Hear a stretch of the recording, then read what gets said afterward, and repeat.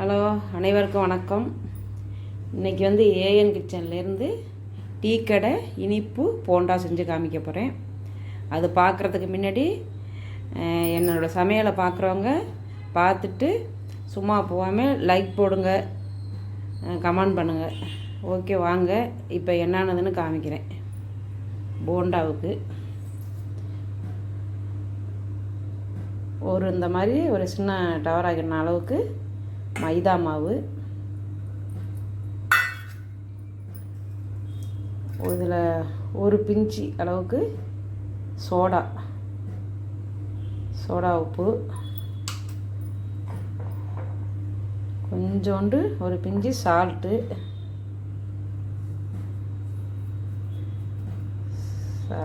சும்மா கொஞ்சோண்டு போட்டால் போதும் சால்ட்டு. அப்புறம் இதில் இதால் ஒரு அரை கிண்ணம் அளவுக்கு வெள்ளை ஜீனி எடுத்து இதில் பவுட்ரு பண்ணி, அதில் ஏலக்காயும் போட்டு பவுட்ரு பண்ணி இதில் வச்சுருந்தேன். அதையும் இதில் போட்டுக்குவோம்.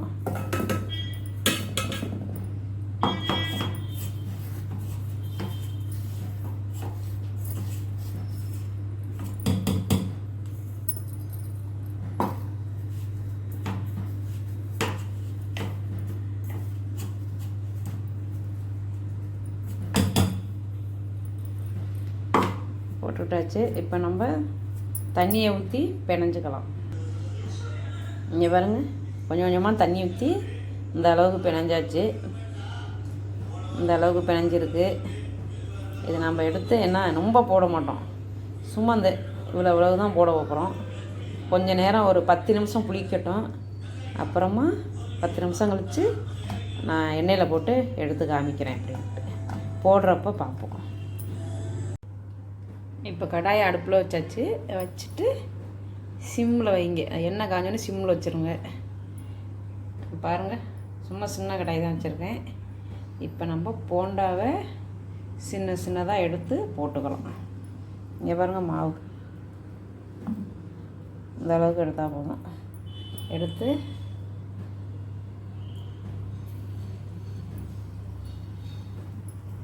ரொம்ப சிம்மில் வச்சுக்கோங்க அடுப்பு. சும்மா சின்ன கடாய் தான் வச்சுருக்கேன், 4 நாளாக போட்டுக்கலாம்.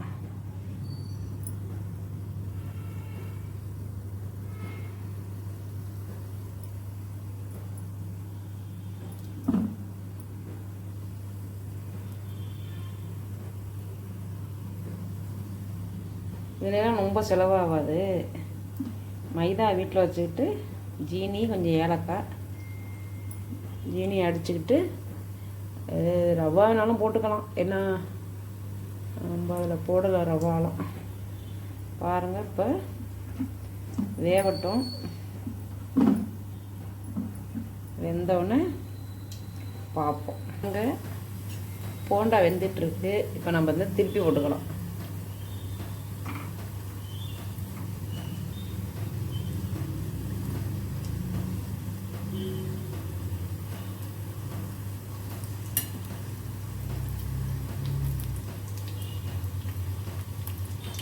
அடுப்பை நல்லா சிம்மில் வச்சுருங்க.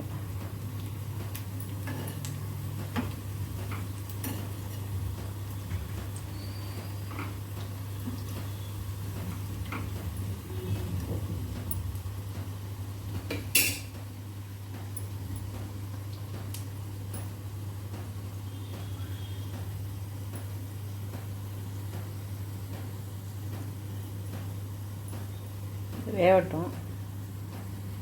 வெந்தோடனே எடுப்போம். போண்டா ரெடி ஆகிட்டு.